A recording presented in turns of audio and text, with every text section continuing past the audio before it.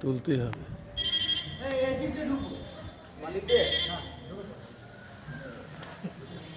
Morning morning. হ্যাঁ morning morning morning.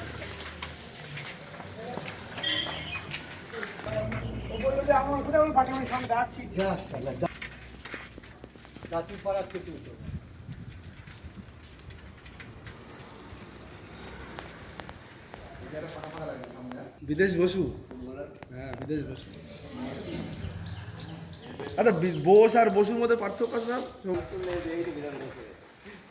বিধান থেকে একটু নিতে হবে না? হ্যাঁ নিয়ে নাও। সোনামণি মর্নিং মর্নিং।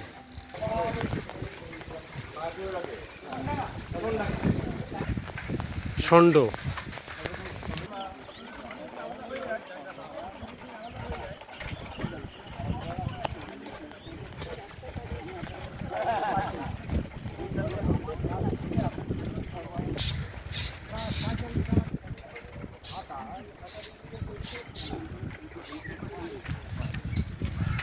বলুন, সেই গানটা আছে না শচীনদেব বর্মনের, এই শোনো গো দক্ষিণ হাওয়া।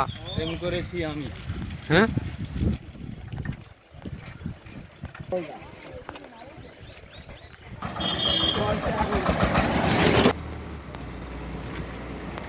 এই যে কচু গাছ সামনে এরও একটা বয়স আছে। হ্যাঁ প্রত্যেকেরই বয়স আছে, কিন্তু আমরা যে গাছের বয়স যে প্রস্থচ্ছেদ কেটে দেখি যে বর্ষ বলা হয়, কিন্তু এখানে কি মানে হ্যাঁ, এখানেও কিছু একটা পেরোবে, মানে কার্বন ডেটিং এর মতো।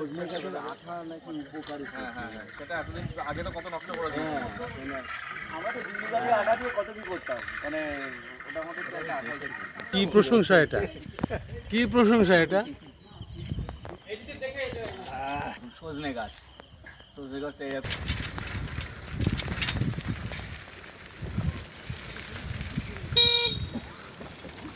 অনেক পুকুর, পুরো এলাকাটাই এই রাস্তাটা ইয়ে পর্যন্ত দেখে ওই দিকে এইসব জায়গায় কোথা দিয়ে কি রাস্তা আছে? এই বরাবর সব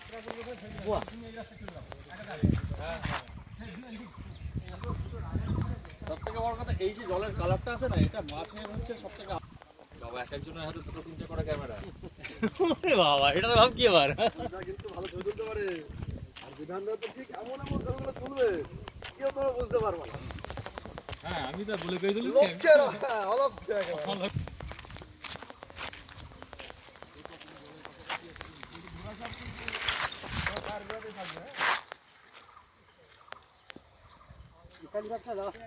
বলুন পাখিটা হেবি সুন্দর। বলুন আর ওটা মাছরাঙা। আর একটু বলুন, আচ্ছা, মাছরাঙাটার ছবিটা তুলে না। আর একটু বলুন। ওহো, বলো কি নিয়ে বলবো বলো। আপনি আপনার মতো বলুন, এর পেয়ে গেছে বুঝলা। বলুন। এই আমরা তো প্রতি রবিবারে এইভাবে ঘুরি, আপনারাও আসুন, যদি ঘুরতে চান ঘুরতে পারবেন। বাংলার এই প্রকৃতির সঙ্গ নিতে পারবেন, আর প্রকৃতির সঙ্গ নিলেই দেখবেন শরীর মন ঝালাই হয়ে যাচ্ছে। যেখানে যত টুটা ফুটা যা আছে সব ঝালাই হয়ে একদম চাঙ্গা হয়ে যাবেন সব। ধন্যবাদ। যদি সুস্থ থাকতে চান শরীরে এবং মনে, তাহলে প্রকৃতির সঙ্গ অনিবার্য, নিতেই হবে আপনাকে। তাছাড়া কোনো মতে ওই চার দেওয়ালের মধ্যে থেকে শরীরকে অবিকৃত রাখতে পারবেন না, অবিকৃত হয়ে যাবে। ঠিক। যদি খুব চড়া না হয়, তোমার যদি দৃষ্টি খুব দূরে দৃষ্টি দিয়ে দেখতে থাকো, চোখের দৃষ্টি পর্যন্ত বাড়ে। এটা কিন্তু একদম এটা ঠিক বলেছেন। মনস্তত্ত্ব এবং বিজ্ঞানের দিক থেকে স্বীকৃত। একদম। সেই জন্য আমি বলবো যে সবাই যেন এই প্রকৃতি সঙ্গটা নেবে, তাদের মতো করে নেবে। আমাদের মতো করে যে হতে হবে তার কোনো মানে নেই। যখন যেটুকুনি সুযোগ, সবসময় যে মানে সারাদিন ঘুরতে হবে তা না। 1 ঘন্টা 1 ঘন্টাই সই, 2 ঘন্টা 2 ঘন্টাই সই, প্রকৃতির কাছে যান আর প্রকৃতিকে রক্ষা করুন। এই প্রকৃতি অমূল্য সম্পদ, একে রক্ষা করুন, এই বলব। নমস্কার। ধন্যবাদ আমার প্রিয় সঞ্জয় দাদাকে। আজকে সকালে আমরা ভ্রমণে বেরিয়েছি, সাইকেল ভ্রমণ মহিষনাংড়াতে। এখন আমরা কোন দিকে যাব ডাক্তারবাবু? এই মহিষনাংড়া দিয়ে ওই ভেতর দিক দিয়ে ওই মোড়টাতে চলবে। আচ্ছা, আমাদের আজকে যদিও সংক্ষিপ্ত ভ্রমণ, একটা র্যালি আছে, রাষ্ট্ররা পাখিটা র্যালিতে অংশগ্রহণ করব। নেমে নিচে ঘুরে বেড়ায় আর মাটিতেই তো বসে থাকে। আর আওয়াজটা অন্যরকম।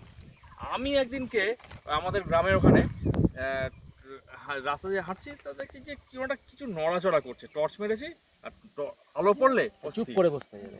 আমরা এইখানে রাত ওরা চলা, photo sensitive- আমরা এইখান থেকে ছবি তুলি। ফটো সেন্সিটিভ চোখ, মানে ওদের চোখ করলে ওরা অন্ধ, কিন্তু পেঁচার চোখে টর্চ মারলে পেঁচা দিনের আলো যেমন রাতটা হচ্ছে একদম পুরো ওই ভদ্রলোক টর্চ নিয়ে যাচ্ছে মাঠের আলোর পাশ দিয়ে দিয়ে অনেক আমরা গানও গাই। গানের সুরে আমার মুক্তি ঊর্ধ্বে ভাসে এই আকাশে আমার মুক্তি আলো আলো খুব সুন্দর, খুব সুন্দর। আমার মুক্তি সর্বজনের মনের মাঝে দুঃখ বিপদ তুচ্ছ করা কঠিন কাজে বিশ্বধাতার যজ্ঞশালা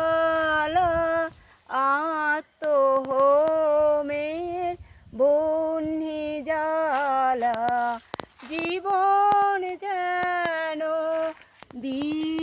দিয়াহুতি মুক্তি আসে এই আকাশে আমার মুক্তি আলো আলো। বাহ বাহ বাহ, সুন্দর সুন্দর। রেঞ্জ বলার আপনার আমি তো ওখান থেকে শুনছি। বাহ বাহ, গলা নিয়ে দাদা অসাধারণ। 8 বছর বাদে এই একটু বেরোলো। প্রকৃতির মধ্যে এসছেন বলেই গলাটা খুললো। হ্যাঁ, আপনার মধ্যে যে কি আনন্দ হচ্ছে সেই আনন্দে বেরিয়ে গেছে। বাহ, সেটা তো আপনি বোঝেননি। প্রকাশ করতে পারছিলাম না, তাহলে? কিন্তু আমাদের আনন্দটা দ্বিগুণ করে দিল। একদম। এতেই বুঝতে পারবেন যে হাওয়াটা কি দিচ্ছে, ঢেউ দিচ্ছে হাওয়ার জন্য। জলের সুন্দর ঢেউ, সূর্য লুকিয়েছে মেঘের আড়ালে, অপূর্ব সুন্দর মহিষনাংড়া গ্রামের সৌন্দর্য।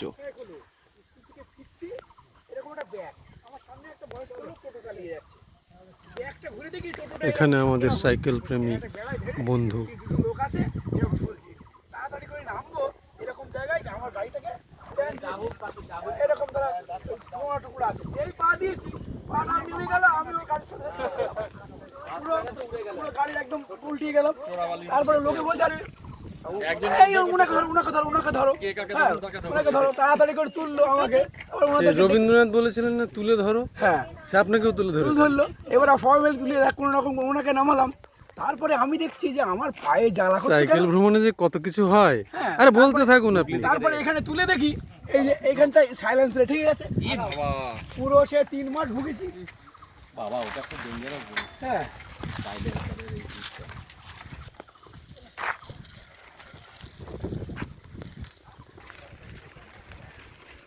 চল তুষান, এই আয়।